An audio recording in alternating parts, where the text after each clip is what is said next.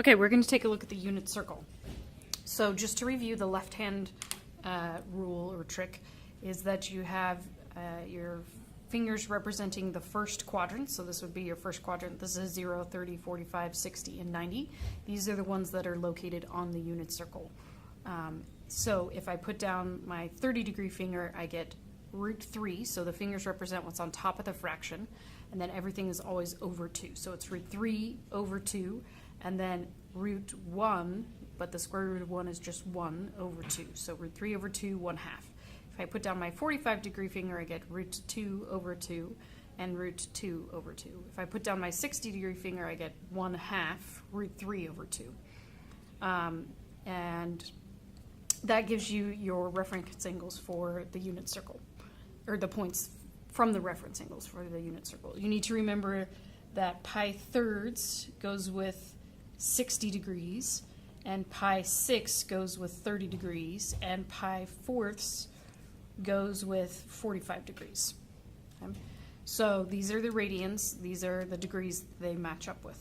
So the first thing that I like to do is I like to figure out which quadrant it's located in, match it to the reference angle, and then locate what point goes with that, and then figure out my signs using which quadrant it's located in. You also need to remember that sine is the y value, cosine is the x value, and tangent is y over x. And then for the reciprocals, you need to remember that the cosecant goes with the sine, so I flip sine, or you flip the y. The secant goes with cosine, so you flip cosine, or you flip the x value, and then cotangent is x over y. Those are the things that I'm expecting you to know in order to do the unit circle. Okay?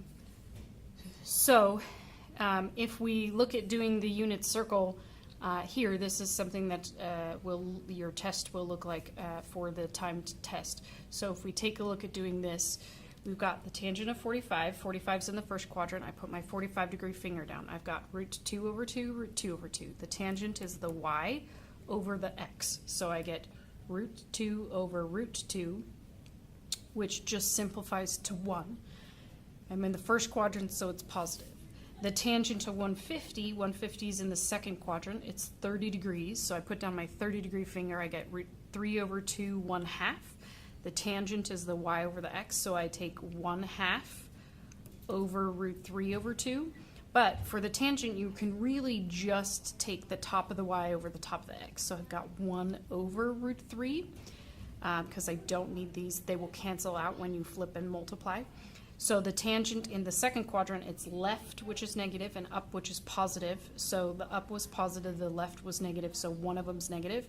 Now remember, on this one, I'm not having you rationalize, but just so you know, this is the rationalized version of 1 over root 3, or negative 1 over root 3. So the sine of 240, 240 is 60 degrees away. 60 degrees, I put down my 60-degree finger, I have 1 root 3 over 2, or sorry, 1/2 root 3 over 2. The sine is the y, so I have root 3 over 2. It's in the third quadrant, so the y value is negative.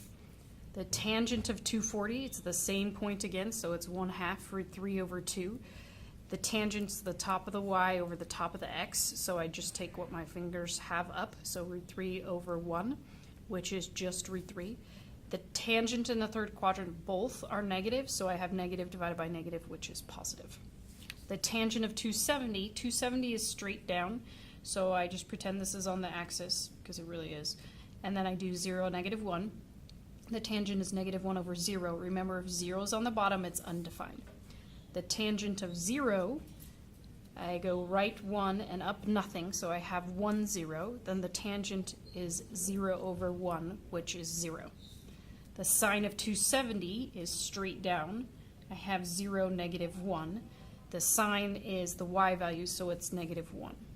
3 pi fourths is here. 3 pi fourths goes with 45 degrees. 45 degrees is root 2 over 2, root 2 over 2. I need the sine, which is the y value. It's positive because I'm in the second quadrant. 7 pi 6 is 1 1/6, so it's in the third quadrant. Pi 6 goes with 30 degrees. 30 degrees is root 3 over 2, 1/2. I want the cosine, which is the x value, so it's root 3 over 2. then it's in the the third quadrant, so it's negative. The tangent of 11 pi 6. 11 pi 6 is almost 2 pi. It's pi 6 away, which is 30 degrees. 30 degrees, root 3 over 2, 1/2. I take the top of the y over the top of the x, so I have 1 over root 3. One of them is negative because I went positive, negative, so the whole thing is negative. The sign of 0 is here, so it's right 1 and up nothing. The sign is the y value, which is 0. Pi halves is straight up, so this is 0, 1. The tangent's the y over the x, so I get undefined. The tangent of 3 pi fourths is in the second quadrant. Pi fourths is 45 degrees. 45 degrees is root 2 over 2, root 2 over 2. I'm finding the tangent, so I do the top of the y over the top of the x. So I take root 2 over root 2, which is just 1. It's left, which is negative, up, which is positive. So I have a negative and a positive, and so it's negative. 2 pi thirds is 60 degrees. It's in the second quadrant because it's almost 1. 60 degrees is 1/2 root 3 over 2. So the tangent's the top of the y over the top of the x, which is just root 3. I'm in the second quadrant, so it's left and up. So negative, positive. So the whole thing is negative. The 240 is in the, now this is where we switch to reciprocals. So notice on the test that all of these beforehand have been sine, cosine, and tangent. Notice from here on, except for the last two, you have the reciprocals. So this is the part where this comes into play, where you have to remember that cosecant goes with sine, secant goes with cosine, and cotangent and tangent go with each other as well. So 240 is in the third quadrant. It's 60 degrees. It takes 60 degrees, and it's 1/2 root 3 over 2. Cosecant goes with sine, so I flip the y. So I'm saying root 3 over 2, but instead of writing it normally, I just write it upside down. And remember, I'm not having you rationalize, just so you're aware, 2 root 3 over 3 is the rationalized version of that. Since I'm in the third quadrant, I went down, which is the y value, so I have negative. So then 150 is in the second quadrant. It's 30 degrees away. 30 degrees is root 3 over 2, 1/2. The secant goes with cosine. The cosine is the x value, so it's root 3 over 2. Once again, I write it upside down. 150 is in the second quadrant, so it's left and then up, so it's negative. The cotangent of 60, put down my 60-degree finger, it's 1/2 root 3 over 2. The cotangent is x over y, so I do 1 over root 3. 60 is in the first quadrant, so both are positive, so it's positive overall. The secant of 60, I have 1/2 root 3 over 2. The secant goes with the cosine. The cosine is the x value, so I have 1/2. You can write this one upside down. I just was going fast in my head. So 1/2 just gives you 2. You are also welcome to box it like that, so I know that you understand that 2 over 1 is just 2. The x in the first quadrant is positive, so it's positive. The cosecant of 180 is here, so this is negative 1, 0. So I take the y value, which is 0, and I flip 0. Anytime you're flipping 0, it turns into undefined. The secant of 120 is 60 degrees. 60 degrees is 1/2 root 3 over 2. So the secant's the x value, so I have 1/2 flipped, which is 2. And then the secant is left, which is negative, so it's negative overall. 315 is in the fourth quadrant. It's 45 degrees away. 45 is root 2 over 2, root 2 over 2. The secant's the cosine, so I take the x value, so it's root 2 over 2, and I write that one upside down. The rationalized version of this is just root 2. I'm in the fourth quadrant, so it's right, which is positive.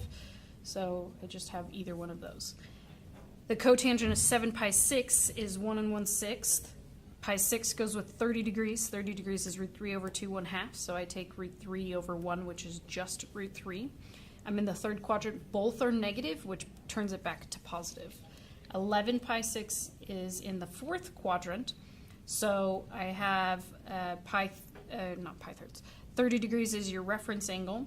So I put down my 30-degree finger, I get root 3 over 2 1/2. We're finding the cotangent, so I take the x over the y. So I get root 3 over 1, which is just root 3. The x is positive, however the y is negative. Just kidding, it's cotangent. So then overall it's negative. The secant of pi 6 is 30 degrees. 30 degrees is root 3 over 2 1/2. The secant's the x value, so I take root 3 over 2. And it's in the first quadrant, which is positive. The cotangent of 4 pi thirds is 1 1/3. Pi thirds is 60 degrees. I have 1/2 root 3 over 2. The cotangent is x over y, so I have 1 over root 3. In the third quadrant, both are negative, so that turns it to positive, so that stays the same. 2 pi thirds is in the second quadrant. Pi thirds is 60 degrees. We have the cotangent again, so x over y, so I have 1 over root 3. I'm in the second quadrant, so 1's negative, 1's positive, so overall it's negative. 5 pi fourths is 1 1/4. That's pi fourths, which is 45 degrees, so I get root 2 over 2, root 2 over 2. So the cosecant's the reciprocal of the y, so I get root 2 over 2. I'm in the third quadrant, so the y value is down. The cosecant of 7 pi 6 is 1 1/6. The pi 6 is 30 degrees. 30 degrees is root 3 over 2 1/2. I take the y value, which is 1/2. Write it upside down, which is 2. So then the cosecant is down, which is negative for the y value. Pi halves is straight up. I have 0, 1. The secant's the x value flipped. If I flip 0, it's undefined. Then the cosecant of 60 is in the first quadrant. 60 degrees is 1/2 for 3 over 2, so I take the x, take the x value, which is 1/2.